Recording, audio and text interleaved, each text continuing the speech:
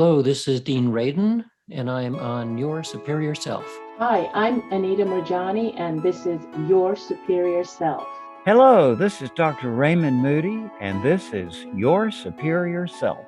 Hi, Cultural Creatives. I'm Bruce Lipton, and I'm here to join you with Your Superior Self. This is Paul Selig, and this is Your Superior Self. What's up, everybody? I'm Aubrey Marcus, and this is Your Superior Self.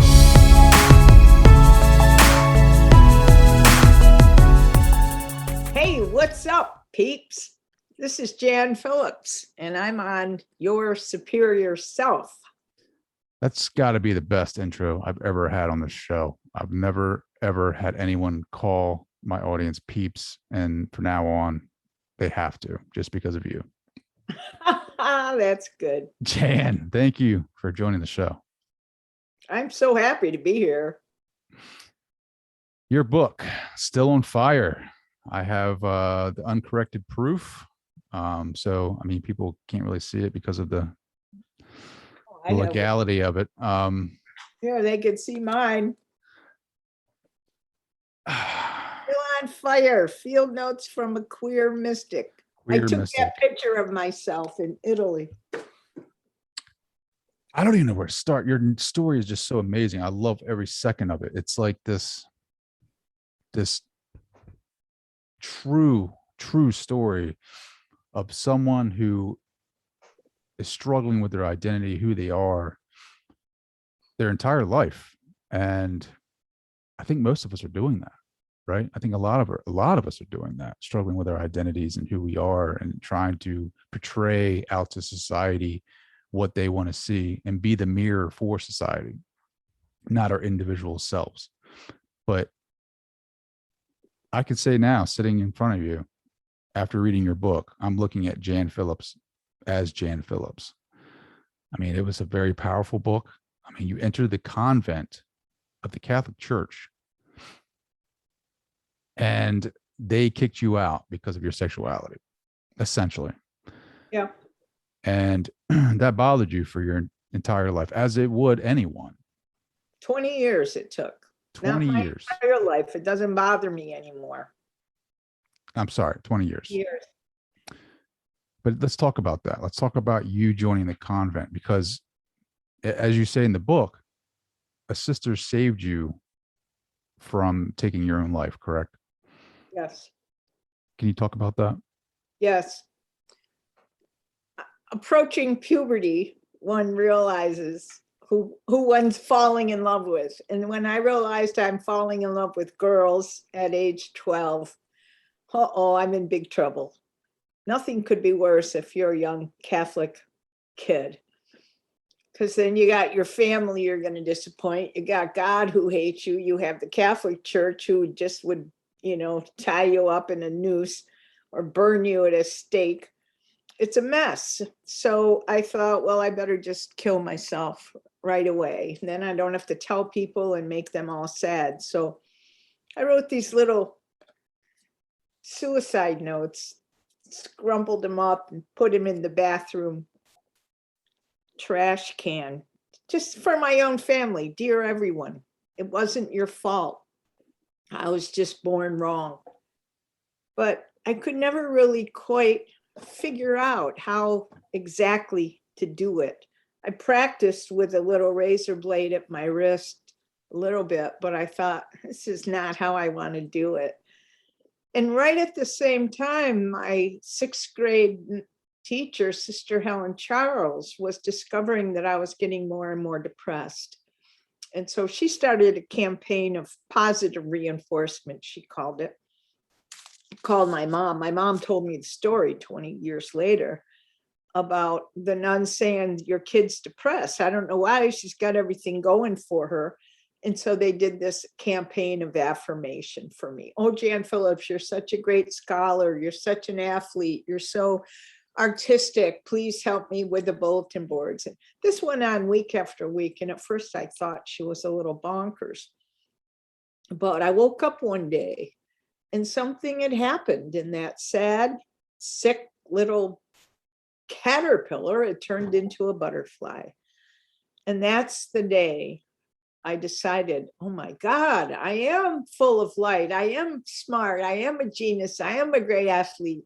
I have to be a nun because nun saves kids' lives.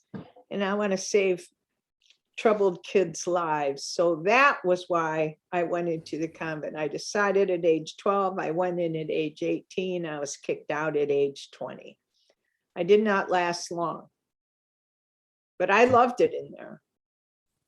Well, it was like your own little sanctuary, right? Like you could meditate, you could worship, but then you fell in love, right? Yeah, that was the trouble. I fell in love twice. I kissed two novices, the first year and the second year. And at the end of the second year, they called my parents. But What does it feel like to be in a place that obviously doesn't support that, right? Either, you know, sexuality one, and being gay too. Like, what are you battling like inside when you're in the convent and you're having these emotions? Like you're in love, not like you're not just attracted to another person, you're in love with another person. I mean, these poems, these clippings and these notes that you're making for this individual, that is passion, that is love, that is intimacy. Like, what are you feeling when you're in this convent? well, I wasn't too conflicted because I was not committed to obedience.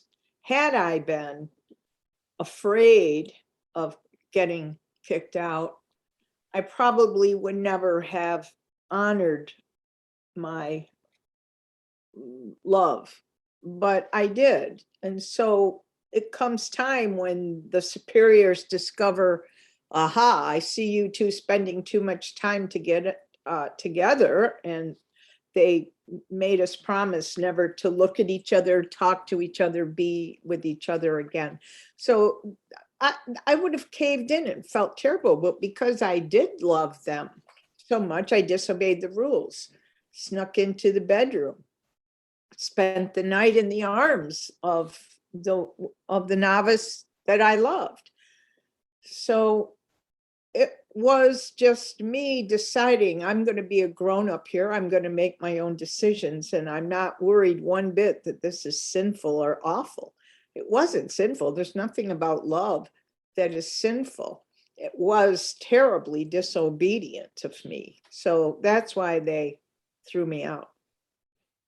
And just kicked you out, just called your parents, said, come get your daughter, get your heathen daughter out of here. Yeah, and I didn't know it was coming, and I think it was that shock that was the trauma that caused me to have, what's that, post-traumatic stress for 20 years. But you still practice, right? Like your parents come pick you up, and you're still doing, you know, I tried to meditate, but it's very hard to be a monastic person in a secular world. And lots of changes in 2 years. Sexual revolution was going on. Women were dressing in these mini skirts. Everybody smoking pot. It was a whole different world. And I tried to live like a nun, only in so far as I would try to do spiritual reading and prayers in the morning and meditation. I maintained my relationship with the Catholic Church until they kind of excommunicated me. But it's really hard. I was living at home with my family, and they do not get it. My dad never was a Catholic. And when I tell my mom, don't interrupt my prayers, if you smell incense, do not knock on my door, she goes, oh, okay. But it never permeated. So the phone would ring and she'd bust in, say, phone for you. So that's why I left and moved to California. Freedom. Right? Freedom. And that's where, when did you meet your teacher, sister, where she was a part of Birmingham? Robert Joseph. Sister Robert Joseph was my high school English teacher in 65 when was the march to Selma. Mhm. She didn't even have us say prayers. She was an agnostic herself and already thinking about leaving the convent, but she was dedicated to the students. And so when we all stood up in every other class, you stay up and you stand up when the sister comes in and say prayers. In her class, she goes, none of that. And she hands out a mimeograph sheet of 5 poems. So on Monday, Emily Dickinson, Tuesday, E. Cummings, Wednesday, different poets every week. So we memorized poems as freshmen in high school. Yeah, and she went to be a social activist. She went to Selma and came back with the red dust of Alabama on the bottom of her habit. And she taught us by example how to be a social activist, how to speak out for others, how to show up. Show up. When did you was it when you moved to California that you were openly gay? Like you accepted that as a part of yourself? Is that when? Yeah, kicked out in 69 and 71, fell in love with my high school English teacher. Went to my first gay pride parade in Albany, New York. Stonewall was the first, and was the beginning of the word gay, finally a fun word, instead of bull dyke, Lezzie, faggot, It was a fun word. And there was like 500,000 people in the park in Albany. And it opened my eyes. And I finally said, oh, a tribe of proud people to belong to. It was my coming out to myself. I didn't come out to my family officially for another year, probably. Well, you told your mother, right? And she was like, basically gave you the guilt trip of your, what is this going to do to your father kind of story, right? You'll have a heart attack. You'll be at fault for his death. Yeah. But I love your aunt's, what was it, her answer to that when you thought she was like the most, I don't know, maybe religious type, I guess, or she was really into the Bible and reading scripture. And like your mom went to go tell your aunt. And like she basically, like, your mom had this realization when she had her answer was my like, aunt says to my mother, Jesus never said who to love. He said, love them all. You should be so proud of your daughter.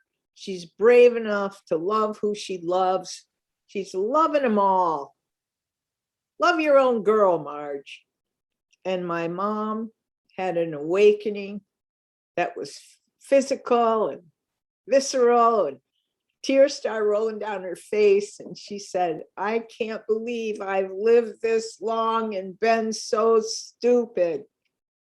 And then she gave me permission to tell my dad, which I never did, because my dad and I never had a conversation longer than a minute.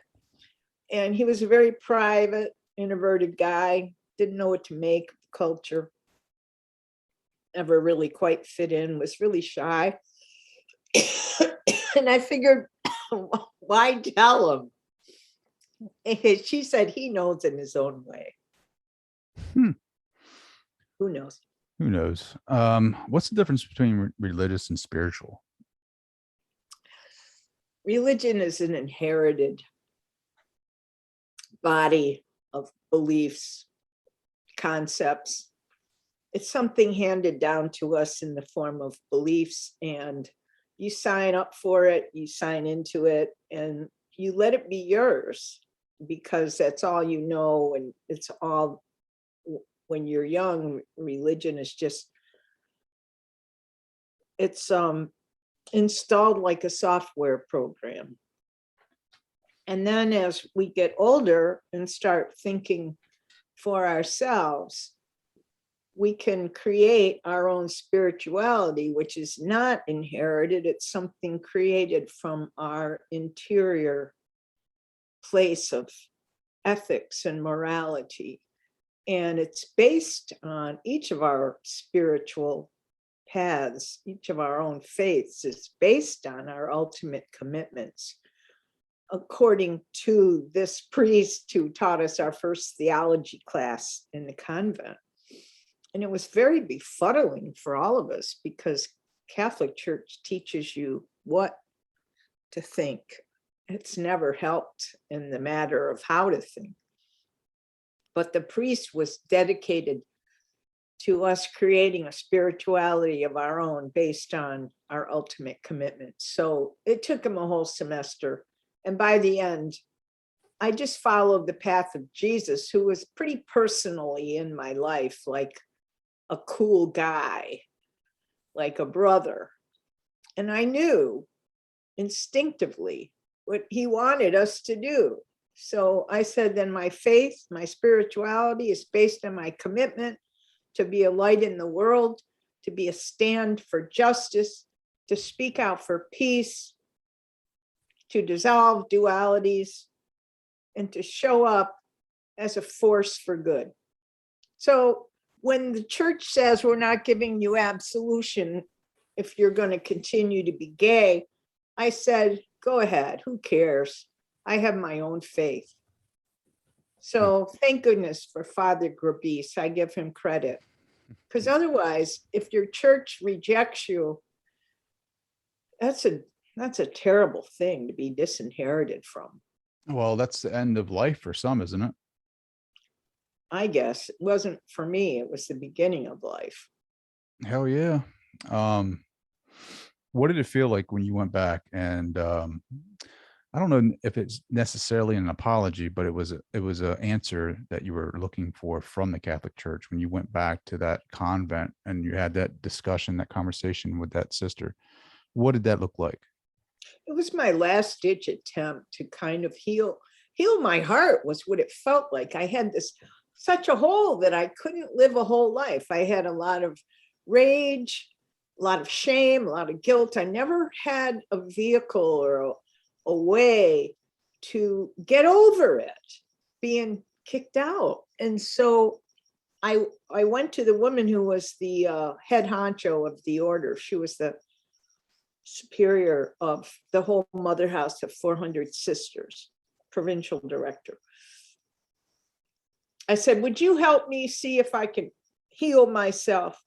Yes, sister, how would you like to try it? I said, I just want you to sit down and listen to me tell the story from 12 years old till now. I don't know if the telling of it with you as my witness will help, but I just need to try it. Because all the therapy I'd ever done, everything I tried to do never helped. So we sat there kind of knee to knee. I told my story, I cried, she didn't interrupt. At the end, there was this long moment of silence. I didn't have any expectations of her at all. But she says to me, sister, will you forgive me for the terrible injustice that was done to you on my watch? I said, yes. Yes, sister, I forgive you for that terrible injustice that was done to me on your watch. And then she says, will you forgive the entire community of the Sisters of St. Joseph of Carondelet for this terrible injustice that was done to you? I said, yes, sister, I forgive, da, da, da, da, da, da. And at that moment, after I just blurted out my forgiveness, this whole wondrous light occurs, a whole new awakening. And this kind of voice from somewhere enters into me and says, there's nothing to forgive. At the same time, a new thought comes in, and I said to her, oh, sister, I should be thanking you for the privilege of 2 years of a monastic life. So there we succeeded in that moment of metamorphosis. I don't know what it had to do with anything. I don't know if it because I hadn't been looking consciously for forgiveness, but I uttered those words in complete sincerity.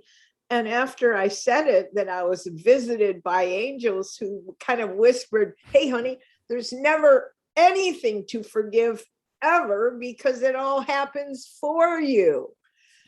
So it was a big fat moment of light in my life back then. I think it was 1991 or something.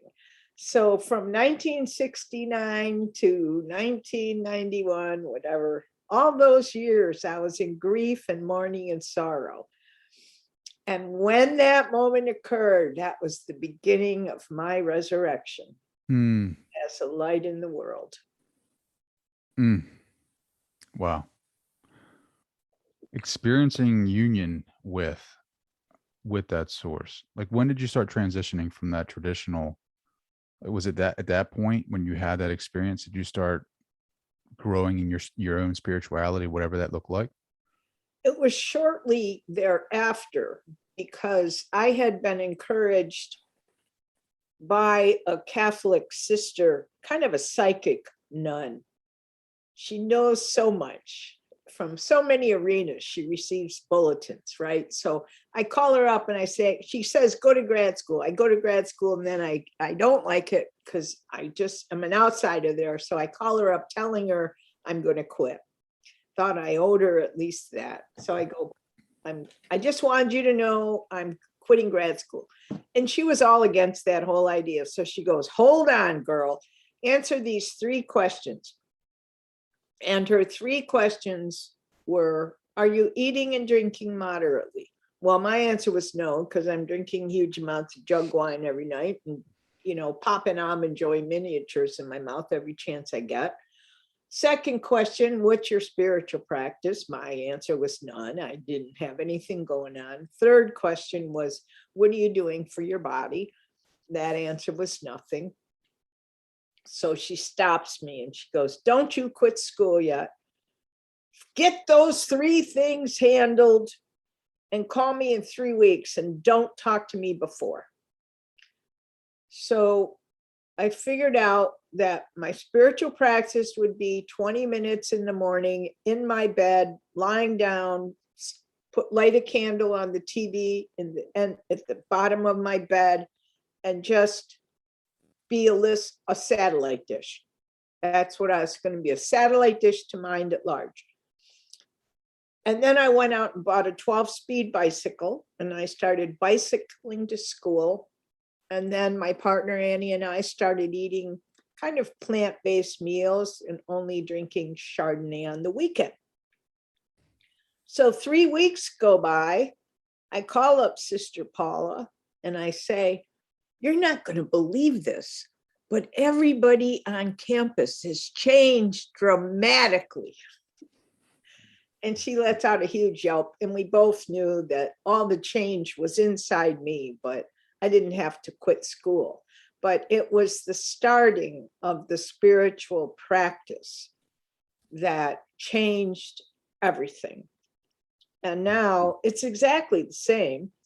I have an altar at the foot of my bed. I bring in my coffee. I light my candles. I'm a satellite dish. I receive everything. I'm just there like a teacup waiting to be, divinity pours into me. I got to ask, what do you receive when you're in that 20 minutes? Next moves, ideas, comfort, solace. I try not to be generative, but I'm such a creative maniac that it's very hard for me not to do all the talking.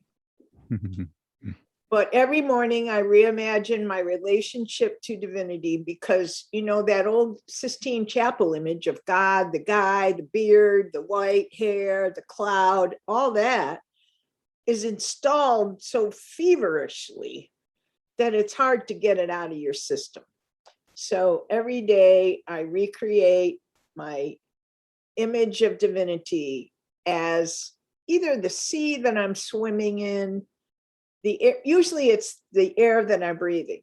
Usually it's just the air that's out here I'm breathing in here in my lungs. So divine within, divine without. And I'm not saying that there's no enlightenment here. There's just a kid who sits down every day, lights a candle and sits there. Only now I do it for longer than 20 minutes, just because it feels so darn good. And sometimes I'm there for 45 minutes.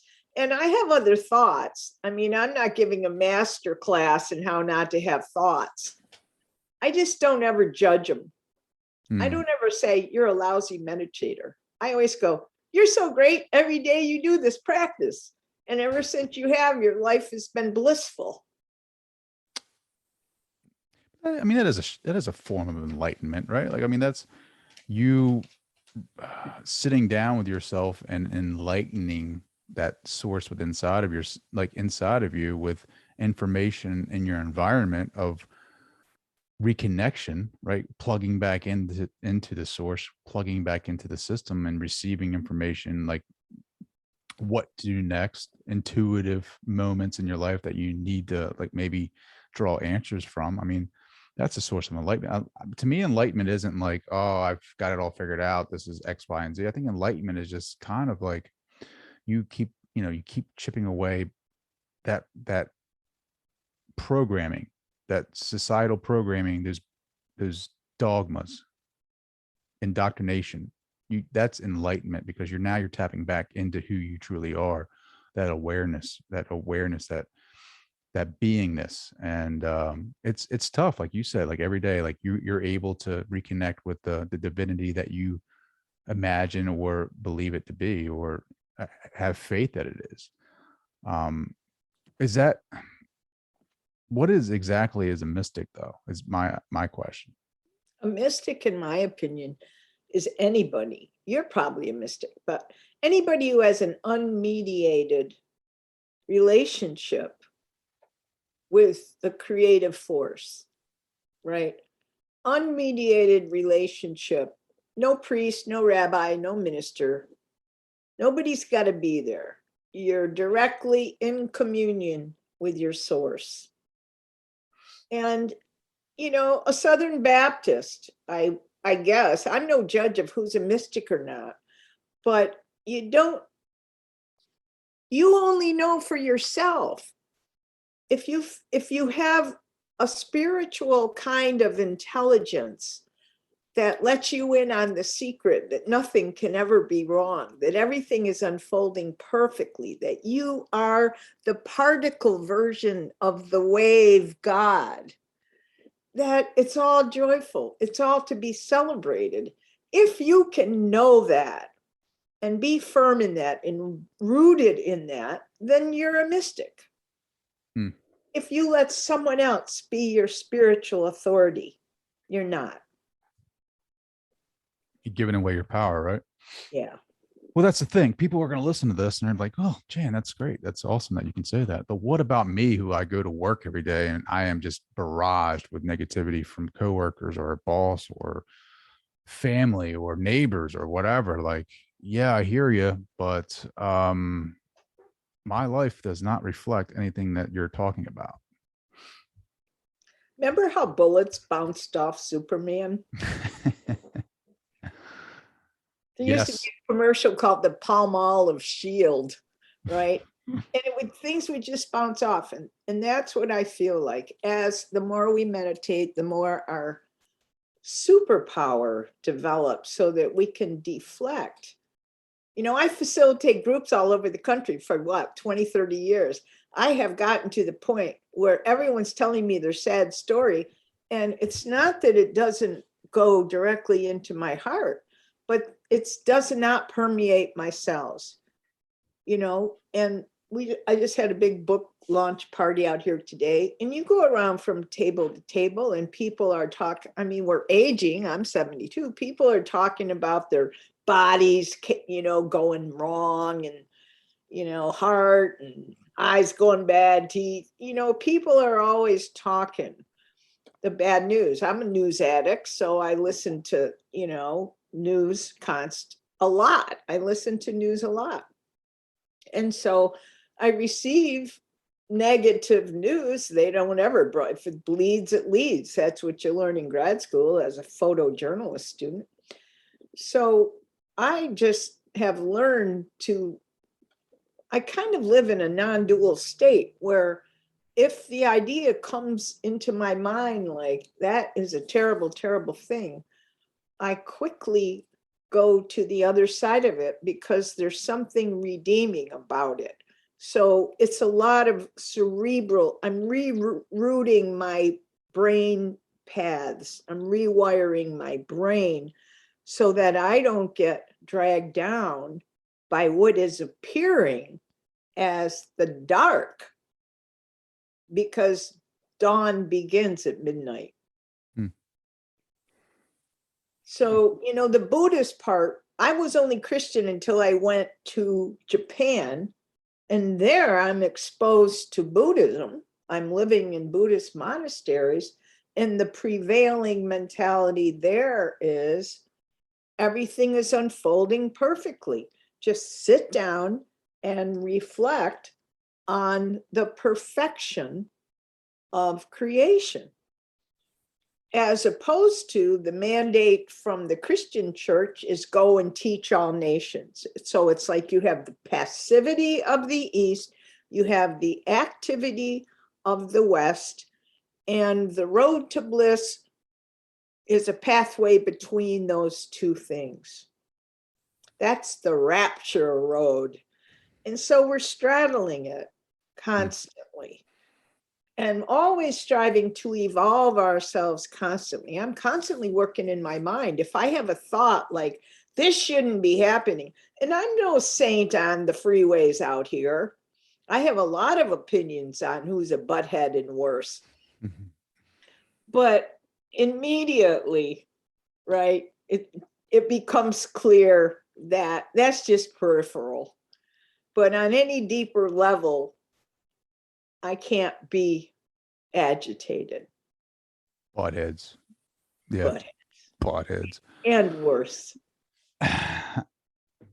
You talked about we are creators, like our true being in this book that really caught my eye. Like there's a couple things I want to hit on before we end, because I keep losing track of time because I'm so deeply in love with your story. I think it's amazing. You talk about we are creators, we are co-creators, we are here to create, because I've always struggled with that, because like between the East and the West, you talk about Buddhism, right? Like they're talking about the four Buddha talked about the four what is it, the four something with suffering, the four principles or whatever, like desire is number one, right? Four paths, like desire is like one of the reasons why we suffer. But it's like my desires are coming from a place of like deeper than I am, where I want to create them, co-create them with source. So it's like, am I supposed to have this neutral mind where I just don't focus on my desires because they create suffering? Or do I kind of go with that naturalness inside of me that's like, man, let's just have fun, let's go create this? Like, does that make sense? That's it. I think I have a song, I write music. I have a song called Follow Your Heart's Desire. And in my thinking, the desire is the greatest thing because it's our signal for where to go, what to do. It's the invitation, it's the magnet that's pulling us toward what we came on earth to do. So you look at, lately, I've had this thought that when we put together our heart's desire with that thing that's breaking our heart, that's how to create your life with those things. So we're called to be activists and to heal the wounds. And so the question is, what is it that's breaking your heart? Because, we could say rainforest burning, plastic in the ocean, whales and beasts in trouble, sonic waves hurting them, puppy mills, it goes on and on, right? So every one of us gets to say, what would you heal if you could? If you had a magic wand, what would you make different? You know, would you eliminate all the guns in the world? Would you get rid of atomic bombs? Would you stop the burning of the rainforest? You would do something different than I would. So when you identify that thing, I have a cousin who would just save puppies, right? So you figure it out. There's no right or wrong here. It's just like, that's your heartbreak. What's your heart's desire? What do you love to do? Well, I love to write. I love to create. I like to write poems. I like to travel.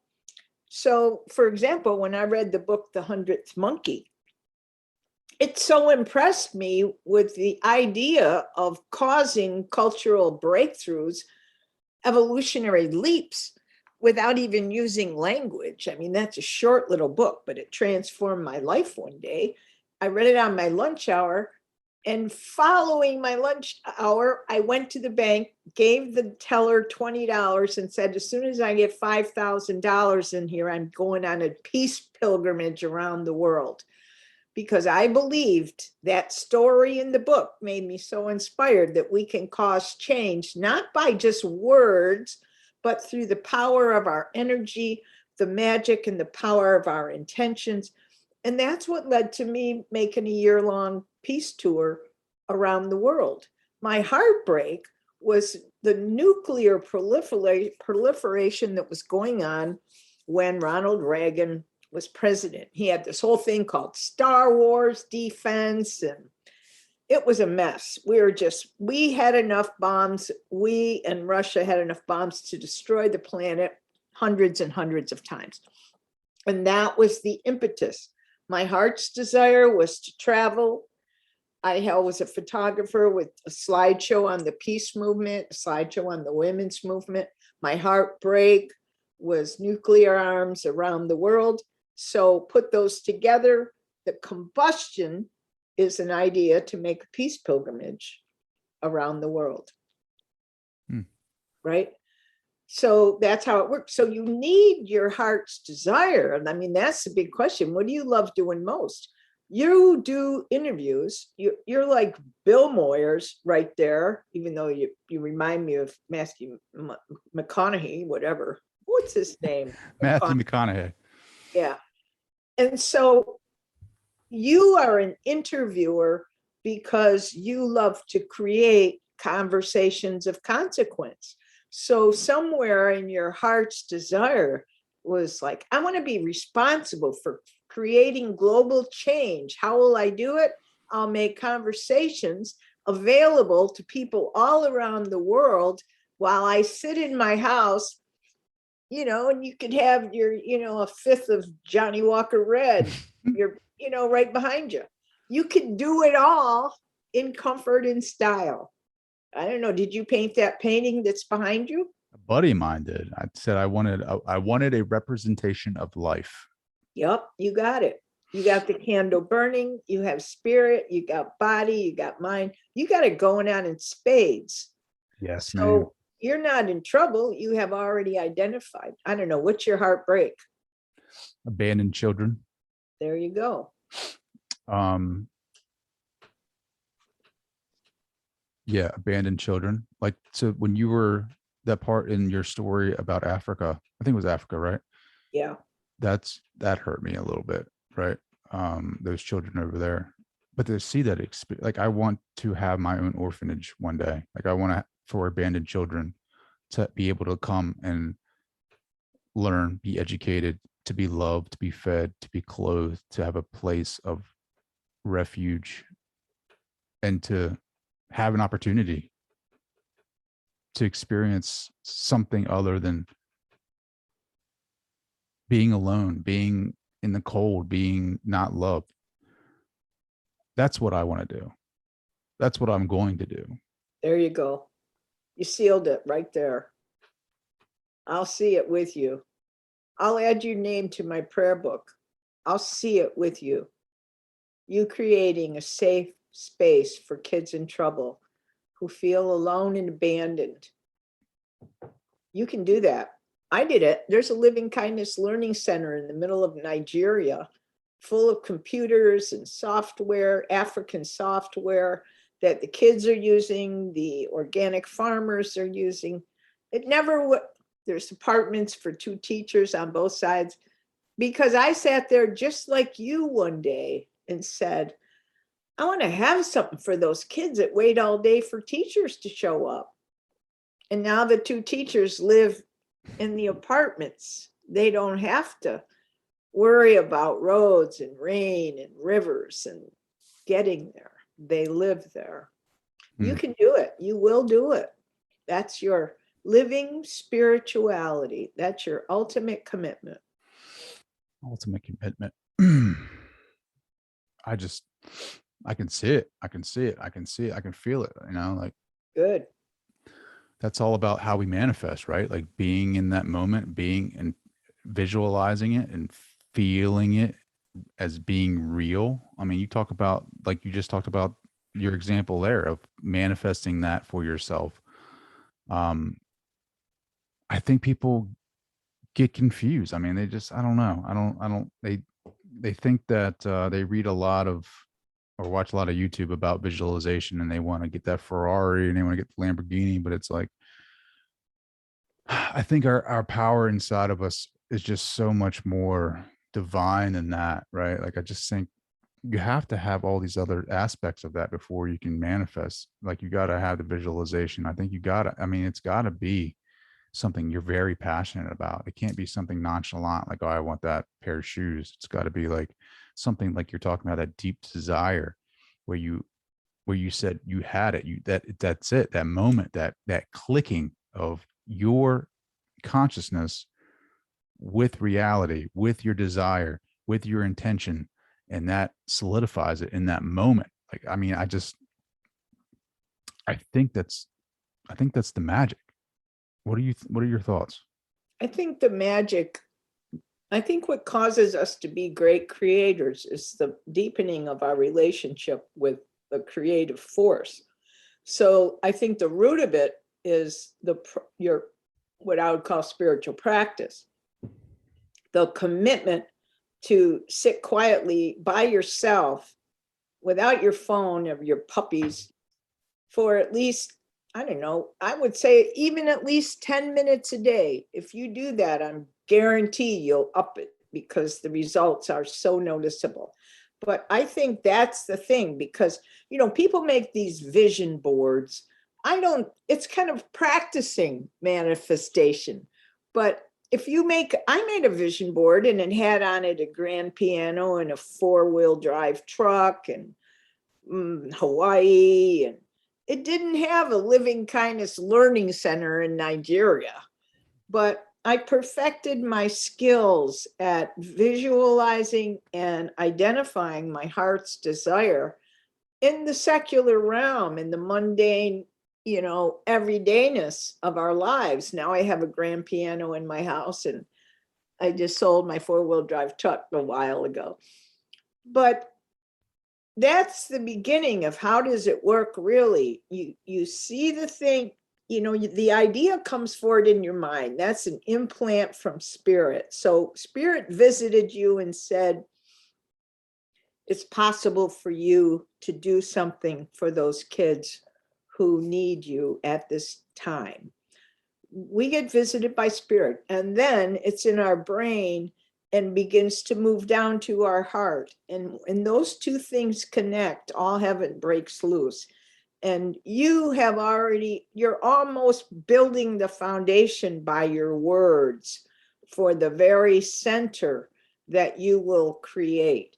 It's our words, the word becomes flesh.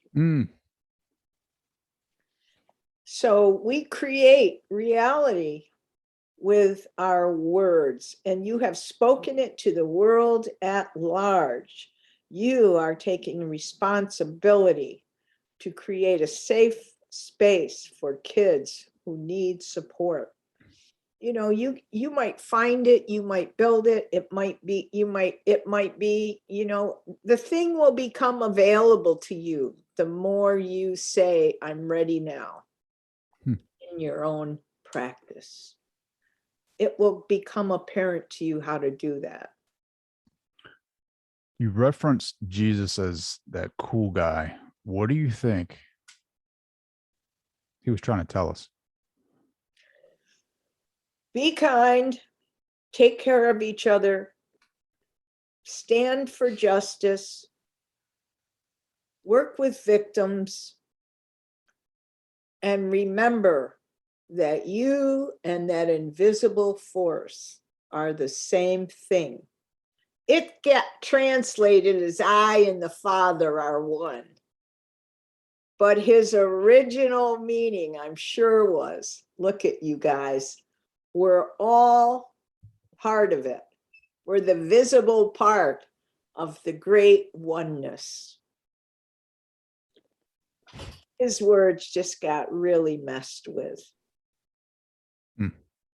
I read, Neil Douglas Klotz works with, translations from his original Aramaic, and they're bold, they're beautiful, and I love it. And instead of saying, our Father who art in heaven, Neil Douglas Klotz says, it could be translated like this: O holy birther, O maker of all things. Right? How does that feel next to our Father who art in heaven? There's no life there. There's no vitality. But oh, holy birther, there's no men on the cloud. There's no beard. It's like our invisible source. I have an invisible dance partner. That's just it. I don't mind. He's the fox in my trot. What I'm trying to remember, your book is the one that said that Buddha, like, because you were talking to, I can't remember who you were talking to, but you're trying to find out more about the differences between Buddha and Jesus, right? And the guy said Buddha was the thought, Jesus was the action. The guy said Jesus is the event of Buddha's thought. What does that First mean? came the thought, right? Like you have a thought center for troubled kids. That's Buddha, is the thinking. That's the East, the thought. East is contemplation. West is materialization, activation, right? So there's like one complete circle where you see divinity materializing. Divinity becomes matter, and then matter divinizes itself. So it's one complete cycle. Or even forget that, because nobody knows, it's just a bunch of words. But first we think about it, the Eastern thing, and then we act on it, the Western thing, and it becomes something real. 5 years from now, there will be a place identified as a place for troubled kids to feel safe. You will be the source of it. That's the thought becoming real. So the thought is the Buddhist thing. The real thing is the enfleshment of the thought, which is the Jesus being the event, Buddha being the thinker, Jesus being the event. Thought becomes real. I love that. I really once do. Thought about interviewing me. You once had that thought. It felt good in your heart. You emailed me, we made it happen. Now people all around the world are going to see it because you had a thought about it that made you feel good. Mm-hmm. Now look, here we are in living color. In living color, talking about some important subjects of self-realization. Before I let you go, I have to ask about your near death, because I'm into near-death experiences. I love Raymond Moody's work, Dr. Raymond Moody. Let's talk about that real quick, if we can talk about it real quick. So you weren't thrown from a car. You had a car accident, correct? No, I was leaning against the hood of my Subaru, videotaping some birds doing a kind of balletic dance up in Death Valley. And a guy who's driving an Econoline van at 75 miles an hour thought I was driving And because he had just given himself a dose of insulin and his sensibilities were a little off, thought I was driving. So he crashes into the back of my car, even though I was in the breakdown lane, crashes into my car. So I get thrown into the field and then my car lands on top of me. I'm in the form of a crucifix on the ground. Car lands on top of me and impales me to the ground, and I'm underneath the muffler. It's 100 degrees out, and I'm already burned, 3rd-degree burns in my back, and my hip is burned away. And I can't get out of under the car. So I release. I was in and out of consciousness, and at one point I said, okay, here I go. And I released myself. I didn't know how it was going to work, but I kind of hear this little whoosh. And the feeling was that my soul left through the soles of my feet. And as soon as it did, my body's still there under the ground burning up, but my soul suddenly just feels real free. And the me of me is in this very floaty, black, dark, peaceful place. I didn't see lights and tunnels and ancestors, but I was in a very floaty, peaceful place, having the thought, ooh, this is a little different than I thought, but I'm liking this. So peaceful, liking it. And then I hear these 2 voices shouting, oh my God, is somebody there? Is anybody alive? And then it was like, whoosh, right back in. I hadn't gone out far enough that I couldn't be called back in. So I re-enter in my body. These 2 guys are there, and I just see their skinny little legs. They woke me out of wherever I was, and they say, wait there, we'll go get help. And I knew I was a goner then. If they were going to leave me, I'd never survive. So this voice comes through me that says, you are the help. Just lift up the car. And they were sure they couldn't. They go, no, we're not strong enough. And the voice got more booming and goes, you are the help. Lift up the car. It was like not even my voice. And they did. Car lifts up. The guy that hit me by this time has come over and pulls me out from under the car. And then we wait there for the ambulance. They just put me on the ground. So I learned something that day, which was really important, because all our lives we've been taught we're not the help. I can't do this. I have to go to God. Someone says, I'm sick, pray for me. Oh, okay, I'll pray to God. Instead of going over to the house, put your hands on them and healing them, right? Because that's our conditioning. God will help. Help is out there. And so what I learned that day was that we are the help.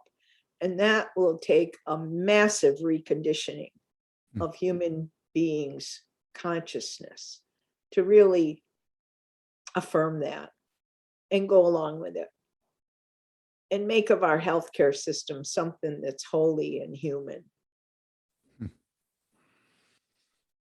Oh, That's the near-death story. I love it. I love it. How can people buy this book, Still on Fire, and find out more about you, Jan? Well, they can get it on my website at Unity Online or even on Amazon. But I would, even if they go, because they get free shipping at Prime, I'd say go to my website and get on my mailing list. It's janphillips.com, because then you're in my circle. And then I send you things. I send you a newsletter every month. And on Sunday mornings, I send out this little pickup that's called Bulletins from Immortality. Because I don't know if you get it yet, Trey, but Emily Dickinson once said in a poem, the only news I get is bulletins all day from immortality. And so I call my little Sunday message, it's always short, Bulletins from Immortality, in honor of Emily Dickinson. So you will continually get me breathing life into you until you're capable of matching up your heart's desire with your heartbreak, figuring out what action to take in the world, and understanding that that is the pathway to purpose and joy for all of us here. Perfectly said. Jan Phillips, still on fire. Thank you You for joining betcha. the show. You're a great interviewer. You were born for this.